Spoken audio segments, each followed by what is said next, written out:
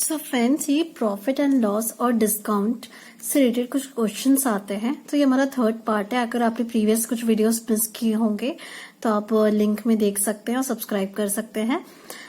अगर mark price हमें given है और हमसे पूछा गया है कि इसका डिस्काउंट क्या होगा, कितने परसेंटेज डिस्काउंट होगा, तो उससे रिलेटेड कुछ भी क्वेश्चंस होते हैं।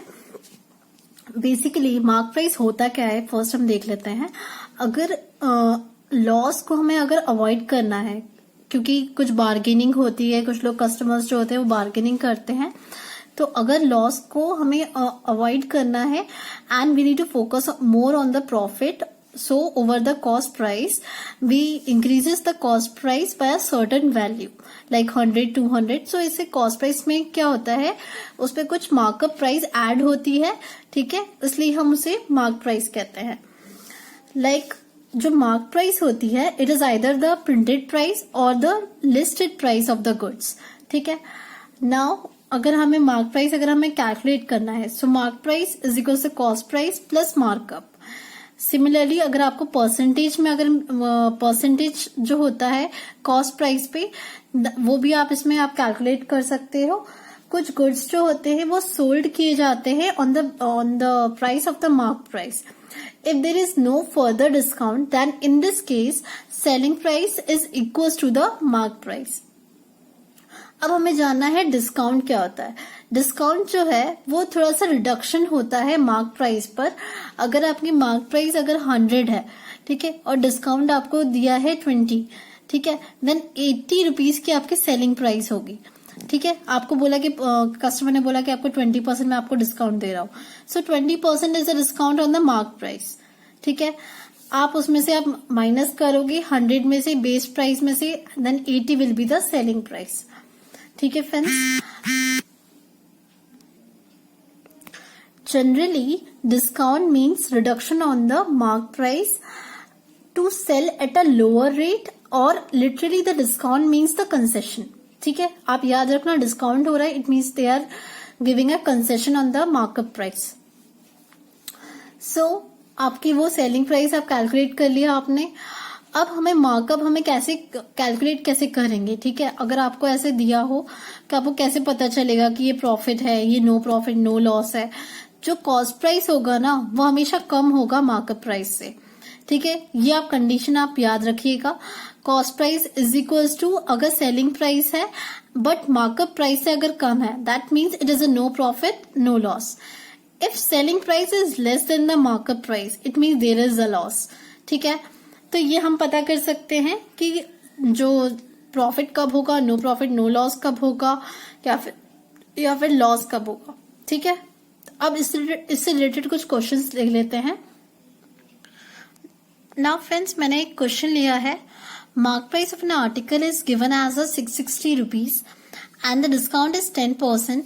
Find out the selling price of an article, ठीक है। मुझे इसकी सेलिंग प्राइस पता करना है, पर मेरे पास एक फॉर्मूला था, that is the selling price is equals to MP minus discount. MP is the mark price minus discount. Same अगर मैं मेथड यूज करती हूँ, so selling price is equals to 660 minus discount कितना दिया है आपको, 10%, राइट। सो 660 का अगर मैं 10% लूंगी, that is the mark price का 10%। सो आपको कितना आंसर आ जाएगा, 594। आप इसे एक और मेथड से कर सकते हो, that is the trick, short trick है ये हमारी।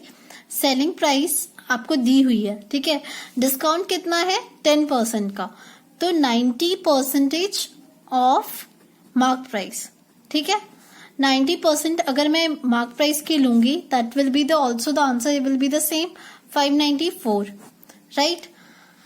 We can see that third method हमारा क्या हो जाएगा, सेलिंग प्राइस जो है वो हमारा 10% पे हमें उसमें डिस्काउंट दिया है, ठीक है, हमें 10% डिस्काउंट मिला है। तो हम क्या करेंगे, selling price is equals to the 10%। 10% is less than the mark price, is less than mark price, ठीक है। इट मीन्स मार्क प्राइस जो है हमारी वो 1/9 टाइम्स ग्रेटर है देन एसपी, ठीक है फ्रेंड्स। यहाँ पे आपको चीज समझ आई। मेरा ये कहने का मतलब अगर फॉर्मूला नहीं भी हो तो हम लॉजिकली इसको सॉल्व कर सकते हैं।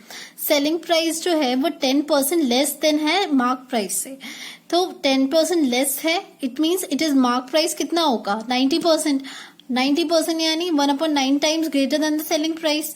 ठीक है, सो मार्क प्राइस को मैं यहाँ पे क्या लिखूंगी, mark price is equals to 10/9 of selling price, मतलब 1 + 1/9 is equals to 10/9 of selling price. ठीक है, अगर मुझे लॉजिकली अगर इसको सॉल्व करना है तो मैं इस मेथड से भी कर सकती हूँ अगर मुझे फॉर्मूले याद नहीं है तो। ठीक है, सो 10/9 यहाँ पे आ गया, 10/9, और फिर आप सेम आप वैल्यू पुट कर सकते हो 660, फिर आप सॉल्व कर सकते हो, है ना। है तो इजी बहुत, लॉजिकली कर लो या फॉर्मूले से कर लो। ठीक है, सब और भी क्वेश्चन ले लेते हैं मार्क प्राइस के ऊपर। अब सपोज फ्रेंड मुझे ऐसा क्वेश्चन आया है, मैं इसमें फॉर्मूला ज्यादा अप्लाई नहीं करूंगी। A trader markup the goods by 10% and then gives a discount of 10%, find profit और लॉस परसेंट। ठीक है, अब मैं यहाँ पे लिखूंगी a trader markup the goods by 10%। ठीक है, तो मेरी मार्कअप द गुड्स यानी मार्कअप प्राइस कितनी हो जाएगी 110, 100 विल बी द मेरी इसकी क्या हो जाएगी कॉस्ट प्राइस। ठीक है, ये मेरी बेस प्राइस है 100। ठीक है, इस पे मेरी उसने मार्कअप करी है, मार्कअप यानी उसे 10 ऐड किया है, राइट। सो 110 मेरी क्या हो जाएगी इसकी markup price, but he has also given a discount of 10%। सो 10% का डिस्काउंट है, इट मीन्स मुझे सेलिंग प्राइस मुझे कितना दे रहा है वो। सेलिंग प्राइस मतलब मुझसे पूछा गया है कि उसने मुझसे कुछ कम करा है। ठीक है, सो कॉस्ट प्राइस से कि मेरी मार्कअप प्राइस यहाँ पे 110 आई। ठीक है, एंड सेलिंग प्राइस उसने मुझे कुछ डिस्काउंट दिया है, तो सेलिंग प्राइस में 10% का आपका यहाँ पे आपको कितना दिया है discount of 10%। Then discount of 10% है, तो आप इसमें से अगर आप 10 अगर उसमें आप माइनस करते हो तो कितना होगा, सेलिंग प्राइस इज आपका 90% होगा ऑफ मार्कअप, है ना। 90% होगा आपका मार्कअप प्राइस पे। यहाँ से आपकी कॉस्ट प्राइस 100 है, तो सेलिंग प्राइस में आपका कितना 10% कम कर रहा है ना। तो यहाँ पे आपका 90% होगा, सो 10% डिस्काउंट पे is 90% of mark price. 90% of mark price यानी 90/100 इंटू 110, तो मेरा कितना आंसर आ गया 99। 99 पे वो करेगा प्रॉफिट और लॉस परसेंट। ठीक है, आपको समझ में आ रहा है। 99 पे इसका क्या हो रहा है, अब इसकी वैल्यू है 99, 10% का उसको लॉस हुआ। यहाँ पे हम परसेंटेज में बात कर रहे थे, तो सेलिंग प्राइस हमारी 90% ऑफ मार्क प्राइस थी, बट उसे 10% का लॉस होने के बाद मैंने जब मार्क प्राइस की वैल्यू पुट करी दैट इज द 110, तो मेरा आंसर आया था 99, तो सेलिंग प्राइस हमारी होगी 99। अब उसे अगर हम ये देखेंगे सेलिंग प्राइस और कॉस्ट प्राइस में अब उसको प्रॉफिट और लॉस परसेंटेज कितना हुआ है, तो हम देख सकते हैं फ्रेंड्स यहाँ पे लॉस हो रहा है उसको, दैट इज द 1% का, है ना। 1% का उसको लॉस हुआ है, ये हमारा आंसर होगा। मैंने एक भी फॉर्मूला नहीं यूज किया है, मैंने डायरेक्ट बस कॉन्सेप्ट लगाया है। ठीक है, तो 1% का उसको लॉस हुआ है। इस 1% के लॉस में उसने अगर आप cost price minus selling price आप करके देखोगे तो लॉस आ रहा है, दैट इज द 1%। ठीक है फ्रेंड्स, इससे रिलेटेड कुछ और हम एडवांस प्रॉब्लम्स हम नेक्स्ट वीडियो में हम देखते हैं।